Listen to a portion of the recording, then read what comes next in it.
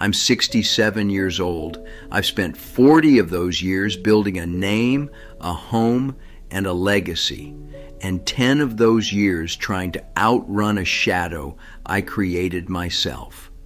Most men think infidelity is a scandal in a movie or a secret text message hidden behind a passcode. It's not. It's a slow-acting poison that kills the only man you ever truly wanted to be. I'm sitting here in a house that's far too quiet, holding a glass of scotch that tastes like ashes, and I'm going to tell you the one thing your alpha male gurus and your drinking buddies will never admit. They'll tell you it's your right. They'll tell you she won't find out. They'll tell you what she doesn't know won't hurt her. They're lying, because even if she never finds out, you will. And that's the man you have to wake up with, shave with, and look in the eye every single morning for the rest of your life. Don't look away. I'm going to show you the exact moment a man loses his soul and why the new woman you're chasing is nothing but a mirror of the man you're losing. If you have a wedding ring on your finger or a woman who still trusts you, listen close, because the clock is ticking, and once it stops, there are no do-overs. Let's go back. 1982. I was 35, wearing a suit that cost more than my father made in a month. I thought I was untouchable. I thought the world owed me excitement. I remember the smell of that car. Expensive leather mixed with a perfume that wasn't my wife's. It was a sweet, cloying scent, the scent of a lie. I'd come home at 2 a.m., my heart hammering against my ribs, not from love, but from the adrenaline of the hunt. I'd stand at the front door, adjusting my tie, rehearsing the story in my head. The meeting ran late. The car broke down. The guys wanted one more drink. I'd walk in, and there she'd be, Martha, sitting in the dim light of the kitchen, folding my shirts. She didn't scream. She didn't throw plates. She just looked at me. That look. It wasn't anger. It was the look of someone watching something they loved die slowly in front of them. She knew. She smelled the gin. She saw the glitter on my collar. But she stayed quiet, because she believed in the man I used to be. I remember the sound of the floorboard creaking as I walked past her to the shower, trying to wash away the evidence. I thought I was winning. I thought I was getting away with it. But here's what they don't tell you. You're not just betraying your wife. You're betraying the floorboards. You're betraying the walls. You're betraying the very air your children breathe. Every time I chose that new feeling, a piece of my foundation crumbled. I was building a palace on a swamp of secrets, and at 35, you don't care about foundations. You only care about the view from the balcony. I missed my son's first nightmare because I was in a motel room. I missed the way my wife used to hum while she cooked because I was too busy checking my pager. I traded the gold of a lifetime for the cheap copper of a moment. And the worst part? The girl in the car didn't even know my last name, but the woman folding my laundry, she knew my soul, and I was killing her soul to feed my ego. Fast forward to today. I'm 67. I live in a house with 3 spare bedrooms, a designer kitchen I never use, and a silence so thick you could cut it with a knife. I see you, younger men. I see you scrolling through those apps, looking for that spark, that validation that you've still got it. I did that too, even after Martha left. I thought my money and my experience would buy me a second chance at youth. I took out women half my age. We went to the best restaurants in the city. They laughed at my jokes and touched my arm. But when I looked into their eyes, I didn't see me. I saw a transaction.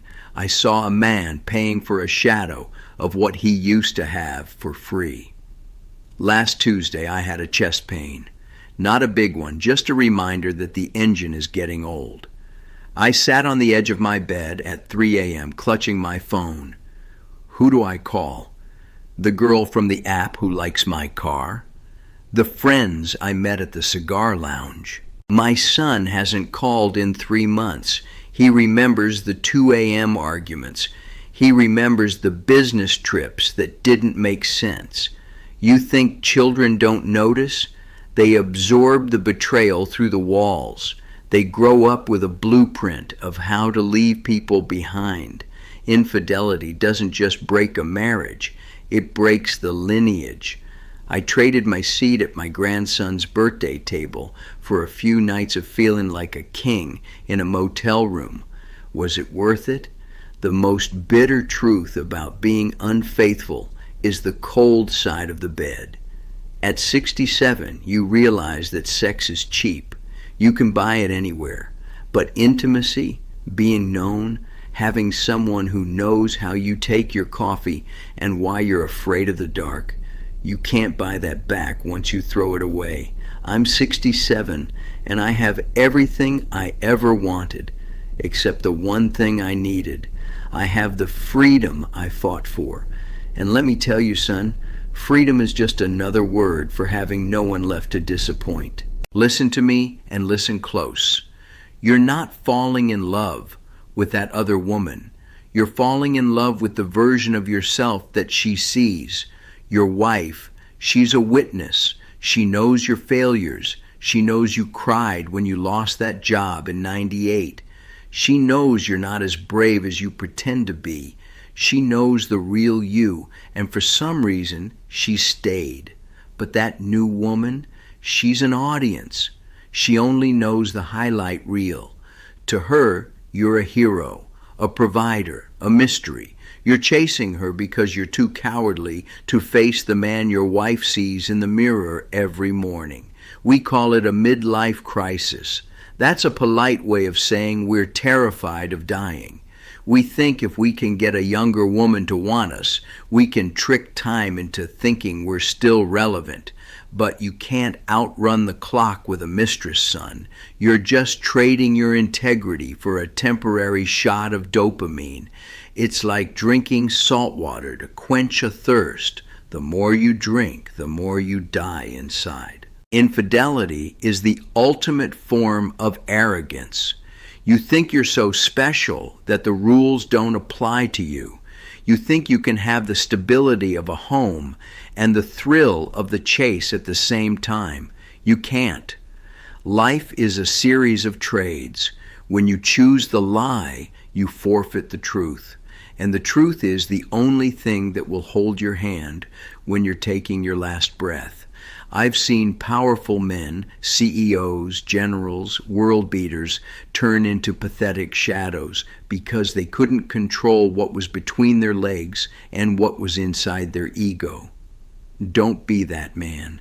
Don't wait until you're 67, sitting in a big empty house, realizing that the excitement you chased was just a distraction from the fact that you didn't know how to be a man of honor. Integrity isn't staying faithful when it's easy. It's staying faithful when it's hard, when you're bored, when you're tired, when someone else looks at you the way your wife used to. That's when you prove who you really are. I didn't tell you all this just to ruin your drink. I told you this because you're still in the game. You still have time to stop building that house of mirrors and start fixing the one you actually live in. Here is the roadmap back to being a man. Step 1, kill the shadow. If there is a her, end it. Not slowly, not with a we need to talk lunch. Kill it. Delete the number. Block the ego boost. You can't heal a wound while you're still stabbing yourself. Step 2, look at your wife, not through her, but at her. Notice the gray hairs she earned while raising your children. Notice the way she still waits for you to be the man you promised to be at the altar. She's not old. She's a map of your shared life. Honor that map. Step 3, rebuild the bridge to your children. They don't need your money or your advice. They need your presence. They need to see a father who values truth over temporary pleasure. Show them what a real apology looks like, not through words, but through years of consistency. True freedom at 67 isn't having 10 women call your phone. It's having one woman who still looks at you and sees a hero, despite knowing all your flaws. It's the peace of a quiet house because there are no secrets hiding in the corners. I'm 67, and my biggest regret isn't that I didn't chase more sparks. It's that I didn't appreciate the steady, warm fire that was burning in my own hearth for 40 years. Don't let that be your story. Go home. Put your phone face down. Kiss the woman who knows your soul, because the clock is ticking, gentlemen. And the only thing you take with you to the end is your honor. I've said my piece. I'm tired now. Go, before the sun sets on the only things that matter.